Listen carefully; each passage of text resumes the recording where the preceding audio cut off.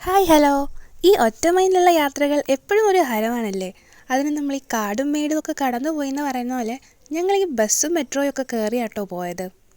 അപ്പോഴേ ഒട്ടും പ്രതീക്ഷിക്കാതെ മെട്രോയിൽ വെച്ച് ഒരാളെ കണ്ടു. ഇതാരാണെന്നറിയോ? നമ്മുടെ ഡോറയാ. കുറച്ച് പ്രായമായി പോയെന്നേ ഉള്ളൂ. എവിടെ പോകണമെന്ന് ഒരു ഐഡിയ ഇല്ലാണ്ട് നമ്മൾ തോഷ്കണ്ടെന്ന് ഇറങ്ങി. എന്നിട്ട് വലിയ എന്തോ അറിയാവുന്ന രീതിയിൽ ലൊക്കേഷനൊക്കെ വെച്ച് നടന്നു. എന്തായാലും ഇവിടെ എത്തിയല്ലേ, അപ്പം റഷ്യൻ ഓർത്തഡോക്സ് സെൻറ്റർ കാണാമെന്ന് കരുതി മുന്നിലേക്ക് നടന്നു. അപ്പോൾ ആദ്യം കുറേ ഫുഡ് സ്ട്രീറ്റ് ഉണ്ടായിരുന്നു, പിന്നെ ചെറിയ കനാല് പോലെയൊക്കെ ഉണ്ടായിരുന്നു. മുന്നിലോട്ട് പോകും തോറും സ്ഥലങ്ങളൊക്കെ കുറേ മാജിക്കലായിട്ട് തോന്നി.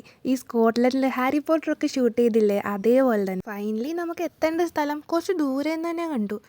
ജസ്റ്റ് മുന്നിലേക്ക് പോകാനുള്ളേ ഉള്ളൂ. പക്ഷേ ഇവർ ഉണ്ടാക്കി വെച്ചേക്കുന്ന കുറച്ച് വളച്ച് കെട്ടിയാണ്. അപ്പോൾ പിന്നെയും നമ്മൾ കുറേ നടക്കണം അവിടെ എത്താൻ വേണ്ടി. ഇവിടെ നമുക്ക് കൂടുതലും കാണാൻ പറ്റുന്നത് റഷ്യൻസിനെയും അതുപോലെ തന്നെ തുർക്ക്മെൻസിനെയുമാണ്. ഞങ്ങളെ കണ്ടത് ഒരു പുള്ളിക്കാരി വന്ന് എന്തൊക്കെയോ പറയാൻ നോക്കി. പക്ഷേ തുർക്ക്മെൻ ലാംഗ്വേജ് ആയിരുന്നുകൊണ്ട് തന്നെ ഗൂഗിൾ ട്രാൻസ്ലേറ്ററിൽ അതിൻ്റെ വോയിസ് ആക്ടിവേറ്റ് ആകാനുണ്ടായിരുന്നില്ല. പിന്നെ ഈ സ്ഥലത്തെക്കുറിച്ച് പറയുകയാണെങ്കിൽ നല്ല പീസ്ഫുൾ ആയിട്ടുള്ളൊരു എൻവയോൺമെൻ്റ് ആണ്.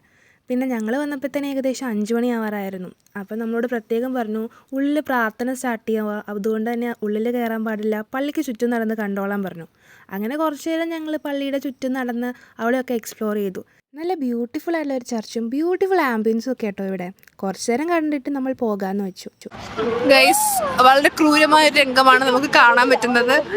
ഒരു ബസ് ബീപ്പ് കാരണം മിസ്സായി പോയി, അതിൻ്റെതാണ്.